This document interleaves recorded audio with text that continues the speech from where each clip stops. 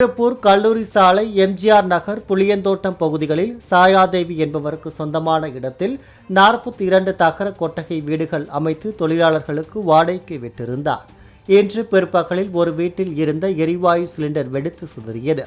இதில் பற்றிய தீ அருகில் இருந்த வீடுகளுக்கும் பரவியதால் அடுத்தடுத்து 5 வீடுகளில் இருந்த எரிவாயு சிலிண்டர்கள் வெடித்து சிதறின.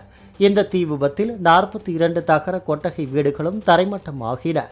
தீப்பற்றியதைத் தொடர்ந்து தீயணைப்புத் துறையினர் விரைந்து வந்து தீயை அணைத்தனர். தீ விபத்து குறித்து திருப்பூர் வடக்கு போலீசார் வழக்கு பதிவு செய்து விசாரணை நடத்தி வருகிறார்கள். என்ன ஆச்சுங்க? இங்க தெரியலங்க சார். விறகடுப்புல எரிச்சவங்க விறகடுப்பு அவிக்காம போயிட்டு இருக்காங்க சார். யாரு தெரியலங்க யாருன்னு. எந்த வீட்ல ஆரம்பிச்சு? எந்த வீடுன்னு தெரியலங்க சார். எந்த வீட்ல ஆரம்பிச்சதுன்னு தெரியலங்க. எத்தனை பேர் குடியிருக்காங்க? எவ்வளவு வீடு இருக்கு? ஒரு 50 பேர் இருக்காங்க.